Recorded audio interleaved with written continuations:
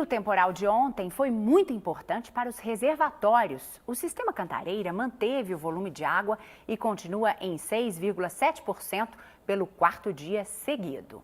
O Alto Tietê subiu para 10,5%.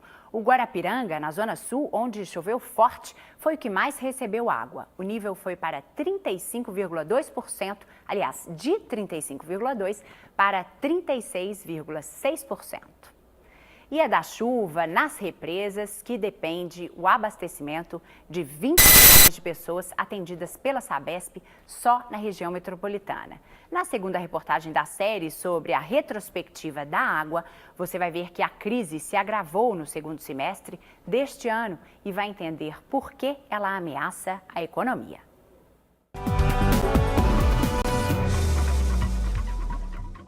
Marcos anda com os filhos por um caminho que no começo do ano era cercado por água, às margens da represa Paraitinga, uma das 5 do sistema Alto Tietê. É triste porque hoje em dia você pode plantar arroz, criar gado. Antigamente se vivia de pesca, não tem mais como se viver, do jeito que está não. Para garantir a segurança dos mananciais de todo o país e principalmente dos de São Paulo, onde a crise é mais grave, a Agência Nacional de Águas apresentou em agosto um plano nacional. Na época, o presidente da ANA fez um alerta. E os mananciais, reservatórios, rios que foram projetados para um período anterior, eles hoje são frágeis diante dessa situação de intensa urbanização. Ao longo do ano, a previsão do tempo reforçava a necessidade do governo do estado investir em outras fontes de produção de água. Não vai ser uma coisa tão incomum acontecer mais eventos como esses no futuro. Nós temos que ter aí outras alternativas para que isso não ocorra, ou seja, não fiquemos aí tão reféns da possibilidade de chuva ou não chuva. Reféns ficaram os moradores de Itu, a 100 quilômetros da capital. A bica pública virou ponto de peregrinação de quem enfrentou 10 meses de racionamento, de fevereiro a dezembro. Estamos a Deus dará, do jeito que você está vendo aqui. Triste, né? Há um mês, assim, ó. Um mês, não tem de jeito nenhum. Em outubro, mais uma cidade decretou racionamento, Mauá, na região metropolitana. Vai tomar um banho, antes de dormir, precisa da água, cadê a água? Não vai ter água, e aí, como é que vai fazer? Também no início de outubro, a Justiça acatou o pedido do Ministério Público e decidiu proibir a captação da segunda cota do volume morto. Mas o governo conseguiu derrubar a proibição. Achamos que tem que estimar a segurança hídrica, a necessidade de água em abril e a partir daí ir liberando parcelas de água do total do volume morto 2 a partir das condições de chuva, do tipo, choveu mais, libera mais para o mês seguinte, choveu menos, libera menos. É óbvio que a recuperação desses reservatórios poderá levar tempo em função das chuvas, tem uma incerteza, então nós temos que trabalhar nos piores cenários e nos melhores cenários. Essa experiência dessa crise vai servir como um aviso para a gente fazer hoje um planejamento de longo prazo. Nós precisamos mudar o paradigma e o reuso de esgoto que está aqui disponível é a solução adequada. No início de novembro, o governo anunciou que vai começar a tratar o esgoto. A água de reuso deve ser usada para o abastecimento na Zona Sul a partir do fim do ano que vem. Uma água que tem um duplo tratamento. Trata o esgoto e trata novamente. Você faz uma adutora e joga a água dentro da Guarapiranga. Reuso já é uma palavra de ordem, né, na área ambiental. Já há muito tempo vem e as alternativas também vêm se renovando ano a ano. Esta indústria química do ABC usa água tratada do esgoto desde 2012. Nós utilizamos em torno de 1 milhão de litros de água por hora.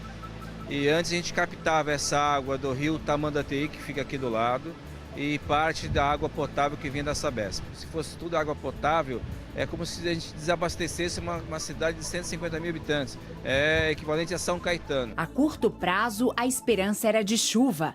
Mas o início do período chuvoso foi ruim mais uma vez. E o Cantareira entrou na segunda cota do volume morto no dia 15 de novembro. Na minha ótica, a reserva técnica é para emergências reais. A falta de chuva não é uma emergência real. Seria um colapso do sistema, seria uma crise muito grave, um rompimento de alguma coisa, seria uma situação mais grave do que essa. O governo adotou algumas medidas, né? O bônus, diminuiu-se a pressão, na verdade, reduziu o volume de água. Então foram medidas que foram adotadas sem que a população sentisse tanto, na esperança de que chovesse e que os reservatórios não chegassem do jeito, né, que nós estamos hoje. Mas a seca se agravou e o sistema Alto Tietê também ficou ameaçado. Em Salesópolis, a falta d'água devastou essa lojinha de pesca. Tem dias eu abri e fechar da mesma forma que eu abri, sem ninguém. Para garantir, pelo menos, água na torneira de 6,5 milhões de pessoas abastecidas pelo Alto Tietê, o Departamento de Águas e Energia Elétrica autorizou a Sabesp a captar água do fundo de uma das represas do sistema. Mas especialistas alertam que os reservatórios podem levar até 5 anos para se recuperar.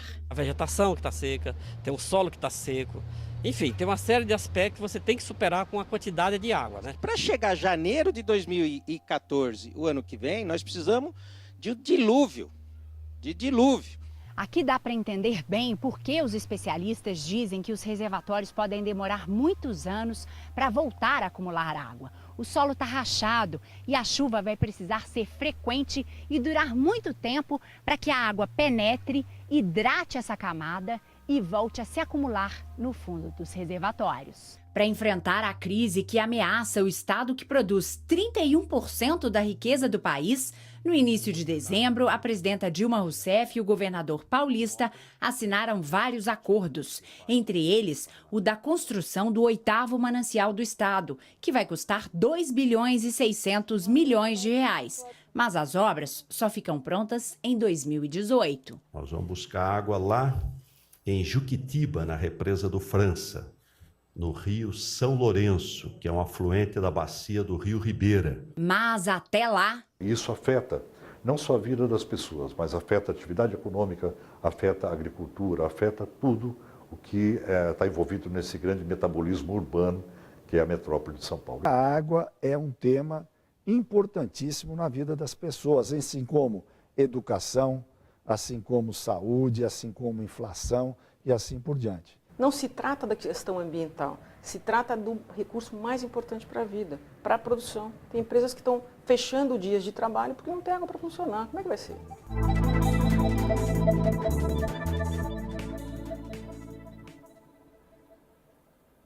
Como é que vai ser? A curto prazo, tudo depende da chuva, claro, e da economia.